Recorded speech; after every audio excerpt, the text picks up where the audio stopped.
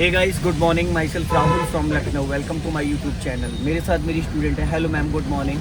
क्या नाम है आपका? मेरा नाम रीता चंद्रा है। कौन सा डे आज आपको लर्न करने का? आज पाँचवा दिन। कितनी एज है आपकी? 66 years। कितने परसेंटेज आप ड्राइविंग सीख गए हैं अभी तक? फिलहाल 5 दिन, आज 5वां दिन है, मतलब 4 दिन में आपको क्या लगता है कि 15 दिन में कॉन्फिडेंस आ जाएगा आपको? जी, आप आ रहे हैं बहुत अच्छे से, तो मैं कोशिश पूरी करूंगी कि आपको उम्मीद पे खरी उतरूं। तो दोस्तों देखिए, आज मैम का है डे 5 और काफ़ी अच्छा चलाती हैं, बहुत अच्छा चलाती हैं। और क्योंकि जुनून है इनके अंदर कार सीखने का, कार चलाने का। और 10 से 11 दिन इनके कंप्लीट होंगे, उसके बाद ये खुद अपनी कार चलाएंगी, क्योंकि कुछ बचा समय इनकी गाड़ी पे कराऊंगा मैं। आगे से राइट जाना है आपको, सिग्नल दे दीजिए। तो आज डे 5 है, आप देख सकते हैं कि कितना अच्छा इनका कॉन्फिडेंस लेवल है। आगे से राइट जाना है। हाँ, पहले लेफ्ट चेक कर लीजिए, खतरा लेफ्ट साइड से। चलो जाने दो धीरे धीरे। हाँ, क्योंकि हमेशा अपोजिट से खतरा होता है। मान लो जाना आपको राइट था और लेफ्ट से कोई तेजी से कार लेके आ रहा होता है ना। जब भी कभी भी कहीं पे भी टर्न करते हैं आप, लेफ्ट टर्न करो, राइट टर्न करो, हमेशा अपोजिट देखना है। अगर आप लेफ्ट टर्न कर रहे हो तो राइट पहले चेक कर लो, अगर राइट टर्न कर रहे हो तो लेफ्ट चेक कर लो। सामने पत्थर है। हाँ, सबसे ज़्यादा देखिए मैम, आपको ध्यान लेफ्ट में देना है। किधर देना है? लेफ्ट में देना है। दूरी बना लो उससे। हाँ, या तो राइट का सिग्नल देके ओवरटेक कर लो इसको, स्पीड बढ़ा के, समय देख के। पीछे है ना, आगे तो नहीं है ना, तो आप निकालो बढ़ा के। स्पीड बढ़ाओ फटाफट, और बढ़ाओ और बढ़ाओ। अब लेफ्ट का सिग्नल दे दो। जब ओवरटेक करते हैं मैडम तो थोड़ा स्पीड बढ़ा के करते हैं। अब अपना लेफ्ट आ जाओ ताकि पीछे वाला डिस्टर्ब ना हो। हाँ, अब यहाँ से हम लोग लेफ्ट चलेंगे। सिग्नल दे दो लेफ्ट का, बहुत छोटी छोटी गलियां हैं, ठीक है। अब आगे यहीं से लेफ्ट लेना ही है।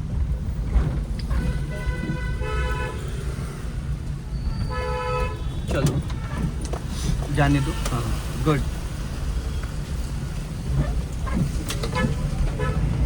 अब देखो आपने क्या मिस्टेक कर दी, एक्सीलेटर मार दिया। अभी आपने एक्सीलेटर दबा दिया। आपको एक्सीलेटर नहीं दबाना था। चलो, क्योंकि एक्सीलेटर, अभी गाड़ी आपकी पूरी तरीके से टर्न होके सीधी नहीं हुई थी और उससे पहले आपने एक्सीलेटर मार दिया। वो तो शुक्र करो आप क्लच दबाई थी। अगर क्लच छोड़ दी होती फिर एक्सीलेटर दबाती तो ये स्पीड और बढ़ जाती आपकी। पासिंग डिपर यूज करिए। हाँ, और उसको पहले गियर में कर लीजिए। चलो, वो देखो वहीं रुक गया। चलो बढ़ाओ, जाओ चलो, बढ़ाओ स्पीड बढ़ाओ। चलो, अब देखो वो दूर, चलो ना मैम, बढ़ाइए। वो रुका खड़ा है वहां पे।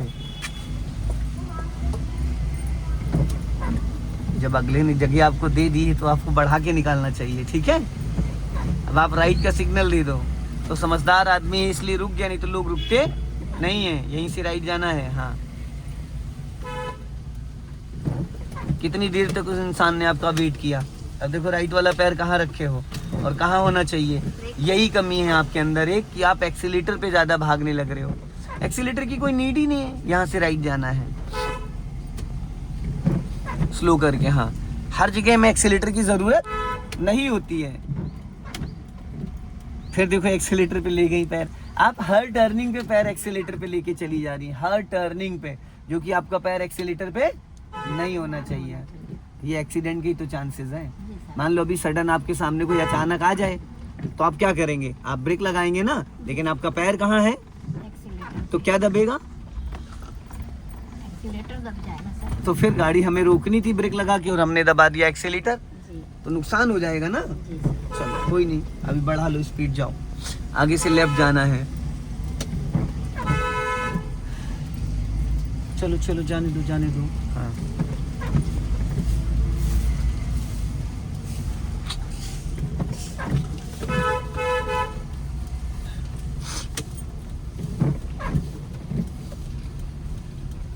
आपने एक बार भी राइट में नहीं देखा, एक बार भी इधर चलना, इधर एक बार भी राइट में नहीं देखा। मैंने अभी पीछे 3-4 कटों पे मैंने आपको बताया था कि जिस साइड में हम टर्न करते हैं उसके अपोजिट अब यहाँ से लेफ्ट जाना है। मैं इसलिए आपको टोक देता हूँ हर जगह। बिल्कुल मेरे अच्छे के लिए, बिल्कुल आप ये ना सोचे। नहीं, जो होता क्या है ना, जैसे आप गलतियाँ करोगे फिर नेक्स्ट डे वो चीज याद रहेगा ना मुझे कि मैंने क्या क्या किया है, गलतियाँ। अभी स्पीड बढ़ा लो, जाओ और बढ़ाओ और बढ़ाओ। क्लच दबा के सेकंड गियर करो फटाफट। चलो, जब आपने भी गियर चेंज किया तो आपका राइट वाला पैर कहाँ था? ब्रेक में होना चाहिए था, एक्सीलेटर से टाइम लग गया। चलो बढ़ाओ, रेस करो, राइट का सिग्नल दे दो, स्पीड बढ़ाइए, चढ़ाइए वरना गाड़ी रुक जाएगी। हल्का सा स्पीड दे लो, स्पीड 15 के आसपास लेके जाओ।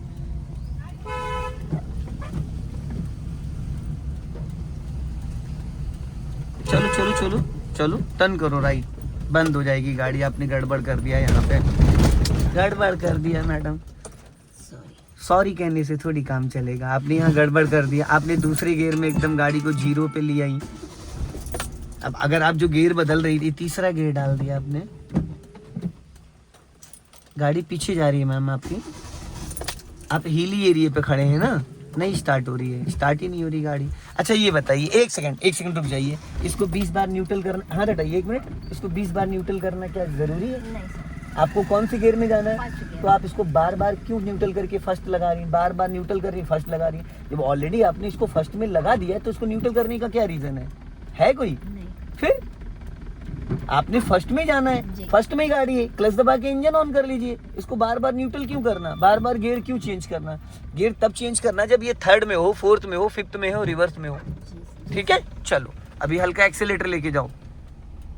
हल्का एक्सेलेटर पे क्लच छोड़ो, हाँ जाओ, धीरे धीरे जाओ। अब देखो एक्सेलेटर लेके छोड़ दिया आपने मैम।